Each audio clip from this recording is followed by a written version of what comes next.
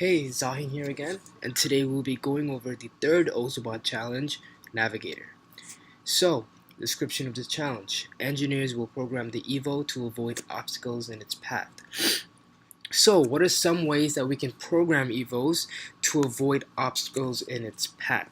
So, what we're going to be doing today is again defining conditional if-then statements, create conditional statements, analyze navigation abilities of self-driving cars, and then we will program the Evo itself to avoid objects in its path based on challenge instructions. So, it would be this code right here.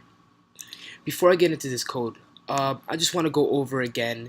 You want to emphasize these vocabulary words once again, especially condition, just a kind of review on if-then statements and what a sensor is and what it's able to do. Again, we can download this code from right this link provided in this challenge document, and instead of just kind of building it ourselves, we can just download it here and load it onto the OzoBot, but I highly suggest you build this yourself as well.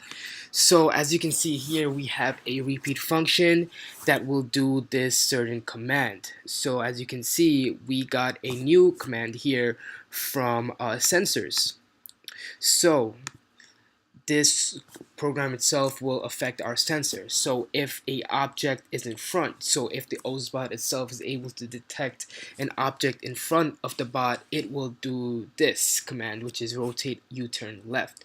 So it will go basically turn around as it sees an object in its way. And then it will move forward distance one step and it will continue. So in this challenge, we can, when we place it on paper and build this certain program, we want to put anything, like any object, 3 to 4 inches away, as you can see in the instructions below, which it will right here. Around 3 to 4 inches away is a good start. So to test the program, you would place the Evo on a piece of white paper near an obstacle. So this obstacle could be a water bottle. Highly suggest not putting liquid in there, but it could be a pencil, it could be a block, it could be a candle, anything you find in the room, you could make it an obstacle. And you want it to be 3 to 4 inches away from the bot itself, and the OzoBot should be able to detect the obstacle and go the other way.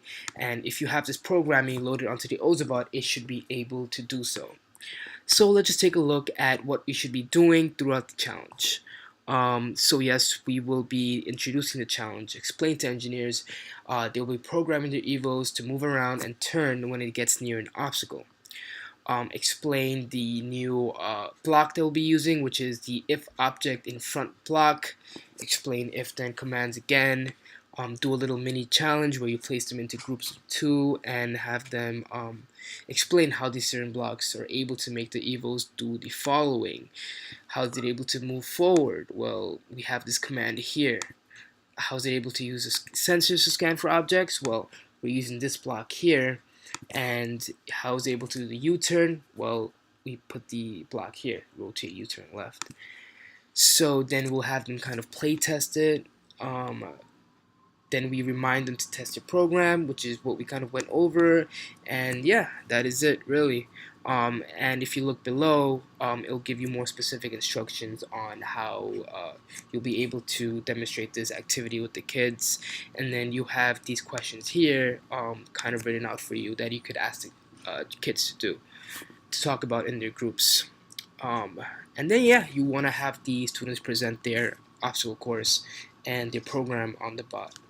Again, if you have any questions on how to load this program itself onto the bot, please refer to the prior video. And any other questions, please email MakerStateTech. Thank you again for watching.